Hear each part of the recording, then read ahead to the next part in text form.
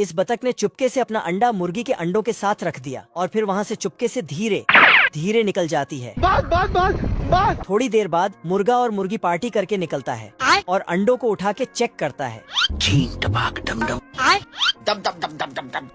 फिर सभी अंडों में गुदगुदी करने लगती है जिससे बच्चे बाहर आने लगते हैं। मुन्ना है मुन्ना। लेकिन एक अंडा से काला बतख निकल जाता है। कुछ न कुछ तो गड़बड़ जरूर है। जिसके बाद मुर्गा और मुर्गी के बीच झगड़ा शुरू हो जाता है। बाबू आप क्लियर कर लो यार। नहीं आप क्लियर कर लो, बहुत हो गया यार। ये दोनों का वर्ल्ड वॉर चालू हो गया। तभी बतख एक चिट्ठी देता है। इसे पढ़ने के बाद वर्ल्ड वॉर 2 चालू हो जाता है। उठा के पट दूंगा। तभी मुर्गी ने मुर्गा को एक थप्पड़ दे दिया। बेकार है भैया। तो मुर्गा अपना बोरिया बिस्तर बांध के मायके जाने के लिए तैयारी करने लगता है। चलो भाई। फिर शूटा फुक फुक के चला जाता है। मेरे दिल में बहुत दर्द है। मुर्गी ने बतख के लिए खाना लाई। मुन्ना है मुन्ना। लेकिन जैसे ही खाने जाता तो इसको अपना गुस्सैल बाप की याद आ जाता तो उसके लिए खाने ले जाने लगती है। इधर मुर्गा बीड़ी पी रहा था। अच्छा। बतख इसके लिए खाना लाती है लेकिन इसने इसको लात मार के भगा दिया। तभी मोहल्ले के मुर्गियाँ आके सारा खाना खा जाती है। चल। फिर एक फूल लेके जाती है। हेलो पापा। लेकिन मुर्गा ने उसे फूक के उड़ा दिया। मैं मरी जाऊंगा भगवान।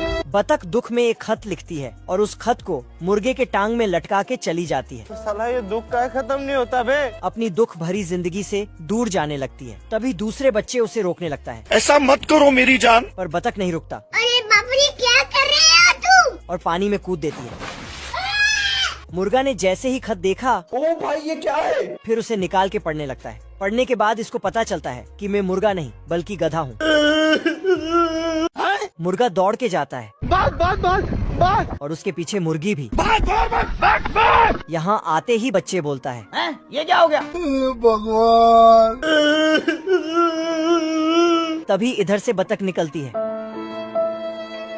सबको रोते हुए देखा तो उसके पास चली गई। उठा ले रे देवा।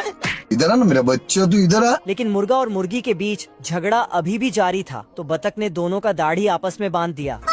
फिर तो थैंक यू।